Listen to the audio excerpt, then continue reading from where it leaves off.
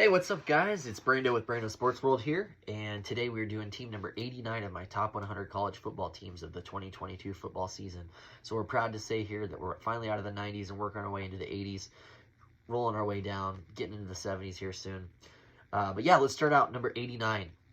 ACC team, first ACC team of the season. I'm looking forward to doing some of these bigger teams, know more about these guys here. But yeah, looking forward to it. And we got the Georgia Tech Yellowjackets today. Their 2021 football record, they were 3-9 on the season. Obviously not the way that they wanted to go for the start of the year. And it just kind of went downhill from there, being one of the worst ACC teams in that conference. And on their side of the conference, I'm pretty sure that Duke's on that side, and that was the only other team that did any worse than they did. But yeah, let's go ahead and get on into it here. They start the season up against a very tough team in Clemson. Clemson had a tough year last year, let's be honest, but I don't foresee that happening 2 years in a row. Dabo's too good of a coach. I like the Yellowjackets, but I don't see this game being too close. I think Clemson has a fire in them, and I think that they're going to show it, and they got the talent to do it too. So that's going to make you guys, unfortunately, 0-1 on the season, but hang with me here. There's more to come. Week 2, Western Carolina. This is a very winnable game, I think, after that tough game with Clemson. Big difference in talent here. I think it's a very noticeable difference. I think Georgia Tech flexes their muscles. They become 1-1 on the season here.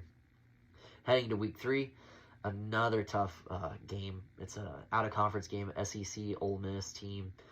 Very potent offense. Maybe you guys will stick in it for a quarter or two, but come second half, I don't think this game will be too close, unfortunately. I think that they run you guys out of town, even with it being a home game. I don't think it's going to matter too much. So that's going to make you guys 1-2 on that part of the season. Heading to Week 4, it's an away game at UCF. They're going to head up to Orlando and not spend too much time at Disney World. I think this game is going to be tough for you guys, with it being UCF and the history that UCF has had recently, the recent success. I do think this is a close game, and I almost picked you guys to win it, but I have yet a loss here as well, making you 1-3 on the season. And then finally heading into Week 5 here, it's an away game at Pitt. Pitt being a very good team last year. They lost their offensive coordinator to Nebraska, lost their star quarterback, lost their star wide receiver, and several other losses throughout their roster.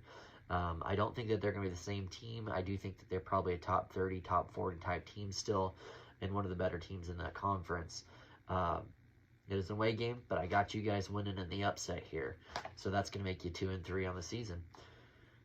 Following the next week, we previously mentioned it, you're going to go up against Duke. This is a home game.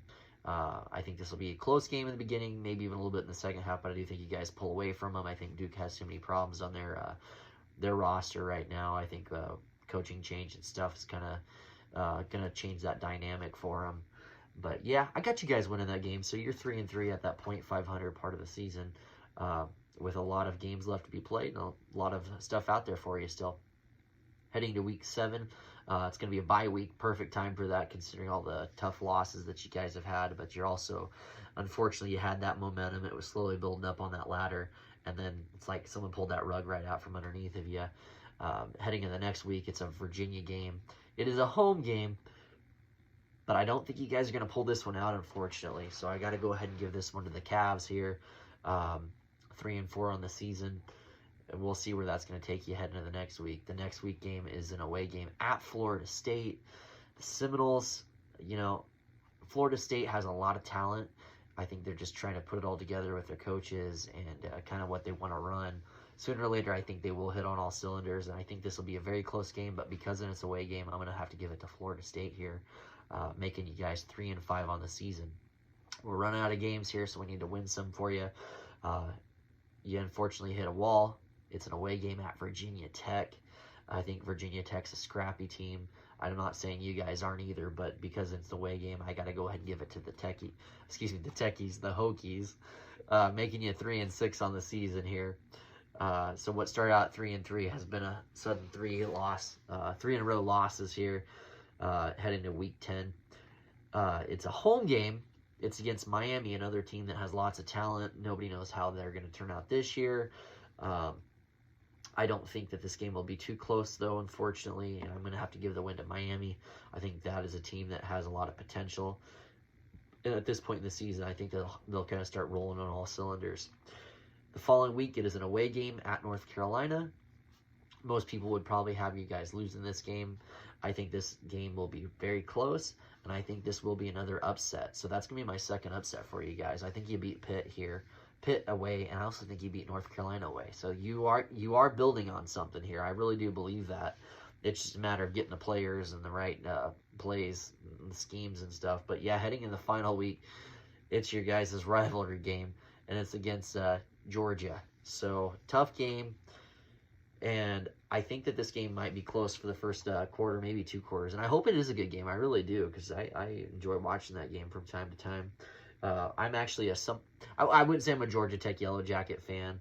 I watch their basketball team, and I like the option offense that they used to run several years back with Coach Paul. I can't remember his name for the life of me, but it was fun watching him, and I was really rooting for him for the longest time here. And I know they don't have him anymore, and I know they're running a whole other offense. So I'll be pulling for you guys in that game, but I don't think that you guys will end up winning it, unfortunately.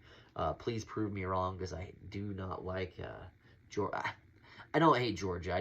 I'm not a big fan of them. They are a hell of a team. So yeah, I'll be rooting for you guys in that one. But unfortunately for the 2022 season, I got you at 4-8, which is a 1-game improvement on that 2021 record. But yeah, we'll see how the chips fall at the end of the day. There's still lots of games, and I got you for a couple good upset wins here. And maybe a couple of these other teams might, you might win a Virginia home game. Could surprise people and win that away game at UCF too. So you guys are road warriors, that's for sure. So yeah, we got you here, number 89, 4-8 record for the Georgia Tech Yellow Jackets. This is Brandon Sports World signing off, and we'll catch you on the next one. Thank you.